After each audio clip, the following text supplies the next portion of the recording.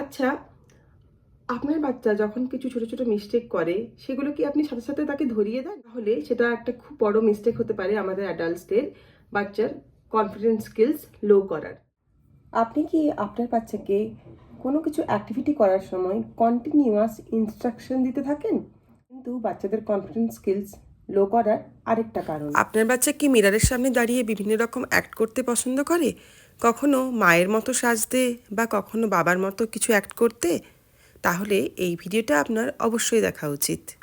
সেটা বাচ্চার confidence skills develop করতে কতটা হেল্পফুল। তাহলে শুরু করা যাক। নমস্কার সবাইকে, আমি পায়েল।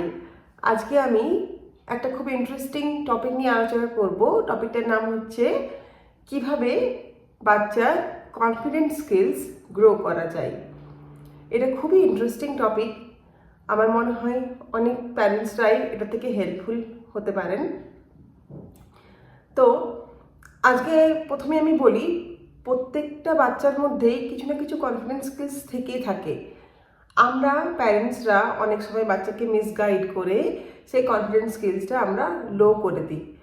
তো আমরা যদি একটু নিজেরা এডুকেটেড হই এই ব্যাপারে যে কীভাবে আমরা বাচ্চাকে ভালোভাবে গাইড করতে পারি, কীভাবে বাচ্চাকে আমরা এনকারেজ করতে পারি, তাহলে এটা আমাদের বাচ্চার জন্য খুবই হেল্পফুল হবে তাদেরকে ভালোভাবে গ্রো করার জন্য। তো বেসিক্যালি 0 to 3 ইয়ার্স এই সময়টাকে বলা হয় আনকনসিয়াস পিরিয়ড। এই সময়ে বাচ্চারা সব কিছু আনকনসিয়াসলি সব কিছু শিখতে থাকে।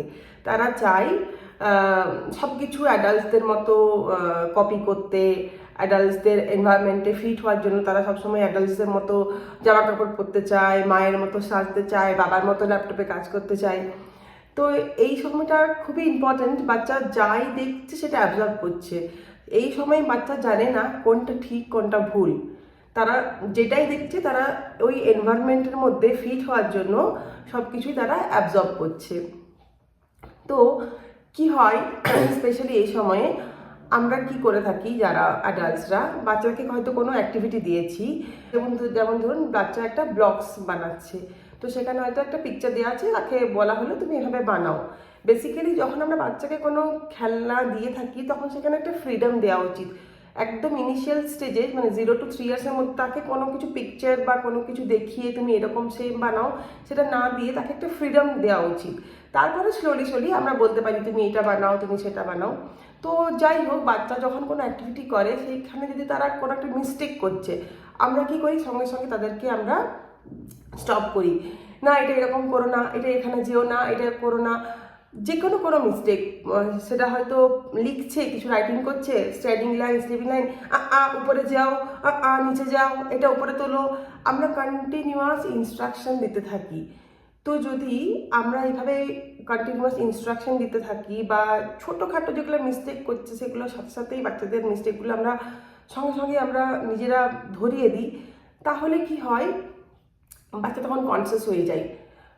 তখন তার কনফিডেন্স স্কিলসটা অনেকটা কমে যায়। তো আমরা কি করতে পারি অ্যাজ এ প্যারেন্ট, যখন কোনো বাচ্চা কিছু রাইটিং করছে, কিছু অ্যাক্টিভিটি করছে, ফ্রিলি কিছু খেলছে, ইমিডিয়েট তাকে স্টপ না করে মিস্টেকটা করতে দিতে হয়। Late the child do the mistake and learn from the mistake. করতে দিন মিস্টেক করতে করতে করতে যখন চাইল্ড রিয়েলাইজ করবে যে এটা আমি ভুল করেছি, তখন বাচ্চা নিজেই সেটা কারেকশন করে নেবে। আমাদেরকে তো একদম ফার্স্ট ডেতেই পারফেক্ট বানাতে হবে, এটা এরকম করো, সেটা এরকম করো, সেরকম তো না। তো যখনই কিছু মিস্টেক করছে সঙ্গে সঙ্গে সেটাকে না ধরিয়ে দিয়ে late the child do the mistake, একটু মিস্টেকটা করতে দিন, তারপরে আস্তে আস্তে আস্তে আস্তে বাচ্চা নিজেই হয়তো সেটা কারেকশন করবে। যেমন ধরুন বাচ্চা কিছু স্ট্যান্ডিং লাইন বা স্লিপিং লাইন লিখছে, তো হয়তো কখনো উপর নিচে বা লাইনের ওপর দিয়ে যাচ্ছে, সবসময় সেটা ইনস্ট্রাক্ট করার দরকার নেই। আমরা কি করতে পারি, বাচ্চাকে হয়তো ট্রেসিংটা প্রথমে ভালো করে শিখিয়ে দিয়ে তারপরে হয়তো রাইটিংটা দিলাম, একটু হয়তো মিস্টেক করছি, ইনস্ট্রাক্ট না করে করতে দিন, যেটা করছে সেটা করতে দিন। করা হয়ে গেলে তারপরে আমরা জিজ্ঞেস করতে পারি এটা কি কারেক্ট হয়েছে, না এটা আরেকটু আমরা বেটার ওয়েতে করতে পারি। একটু ধৈর্য নিয়ে, একটু পেশেন্স নিয়ে একটু বলতে পারি এটা কি একটু না বেটার ওয়েতে করতে পারি, but you can do much better than this, আরেকবার ট্রাই করি। তো তো আমরা যদি এইভাবে ছোট ছোট ছোট জিনিস দিয়ে বাচ্চাদেরকে আরও সুযোগ দিই, মিস্টেকটা না ধরিয়ে দিয়ে, তখন কি হবে, তারা কনফিডেন্স স্কিলসও তাদের ডেভেলপ হচ্ছে, তার সাথে সাথে কিডস আর learning from their own mistakes. ঠিক আছে, এটা একটা পয়েন্ট হলো। আর সেকেন্ড থিং হচ্ছে কি যে আমরা যদি ছোট ছোট ব্যাপারে বাচ্চাদেরকে এনকারেজ করতে পারি। ধরুন বাচ্চা একটা ছোট কিছু কাজ করলো, মানে কাউকে হয়তো থ্যাংক ইউ বললো, ভেরি গুড, বা কাউকে সরি বললো, ভেরি নাইস, এই ছোটো ছোটো ছোটো ব্যাপারে, বা কিছু একটা ভালো অ্যাক্টিভিটি করলো, ছোট্ট একটা কিছু ড্রয়িং করলো, সেখানে না বলে এটা এরকম কেন করেছো, এখানে লাল কালার করো, এখানে ব্লু কালার করো, এই কালার, কোনো রকম ইনস্ট্রাকশন বা কোনো রকম কমেন্ট না করে সেই ছোট অ্যাক্টিভিটিটার মধ্যেই যদি আমরা তাকে এনকারেজ করি, তাহলে তার কনফিডেন্স স্কিলস অনেকটা ভালোভাবে গ্রো হয়, তাই তো? তাছাড়া ধরুন বাচ্চাকে অনেক সময় কিছু ড্রয়িং করতে দেওয়া হলো, সেই ড্রয়িংটা একটা ক্যাট ড্র করতে দেওয়া হলো, ক্যাটটার ড্র কোনো বাচ্চা পিঙ্ক কালার ভালোবাসে, সেই পিঙ্ক কালার করছে।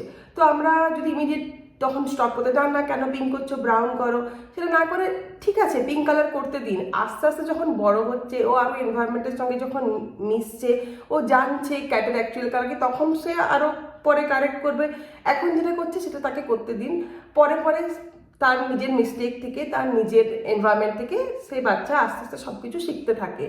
যেটাই করছে সেটাকে অল্প কিছু হলেও আমরা যদি তাকে একটা এনকারেজ করতে পারি, তাকে ছোট কিছু স্মাইলি ড্র করে দিতে পারি হাতের মধ্যে, অনেক সময় স্কুলের টিচাররা দেন না স্মাইলি ড্র করে, তো এইরকমের মধ্যে দিয়ে আমরা বাচ্চাদের এনকারেজ করে তাদের কনফিডেন্স স্কিলস আমরা ডেভেলপ করতে পারি। আরেকটা খুব ভালো ওয়ে আছে কনফিডেন্স স্কিলস ডেভেলপ করার, সেটা হচ্ছে যে মিরার একটা খুব ইম্পর্ট্যান্ট রোল মানে প্লে করে বাচ্চা বা অ্যাডাল্টদেরও কনফিডেন্স স্কিলস গ্রো করার।